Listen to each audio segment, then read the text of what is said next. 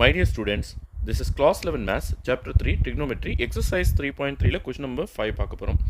Find all the angles between 0 degree to 360 degree which satisfies the equation sin square theta equal to 3 by 4 அப்படின்னு கொடுத்திருக்காங்க.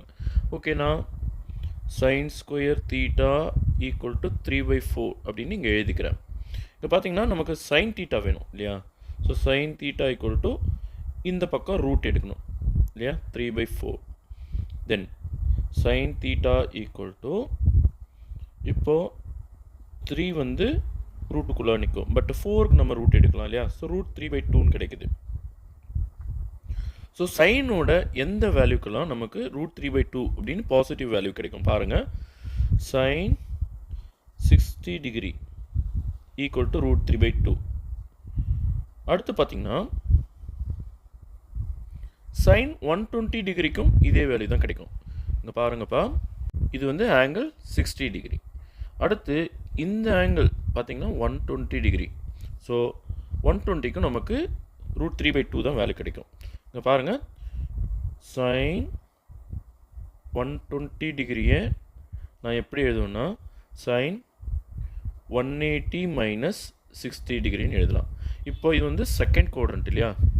Second குவாட்ரண்ட்டில் sign and cosecant வந்து ப்ளஸில் இருக்கும்.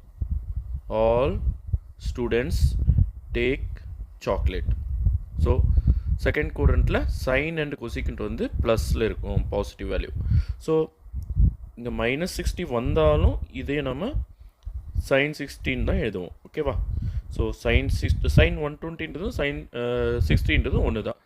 So that means இதுக்கு root 3/2ன்னா sign 120க்கும் நமக்கு root 3/2 தான் வரும். ஓகே, பட் இந்த குவாட்ரண்ட்டில் சைன் வந்து மைனஸ் ஆகிடும் இல்லையா? ஸோ ஃபோர்த்து குவாட்ரண்ட்லும் சைன் வந்து மைனஸ் ஆகிடும். ஸோ இந்த ரெண்டு குவாட்ரண்ட்லும் நமக்கு இந்த வேல்யூ கிடைக்காது. ஓகே, மைனஸ் ரூட் 3/2 வருங்க. ஓகே, ஸோ நம்ம இந்த ரெண்டு ஆங்கிள்ஸை மட்டும்தான் எடுத்துக்க முடியும். Okay, so the possible values of theta equal to 60 degree, 120 degree. Okay, thank you.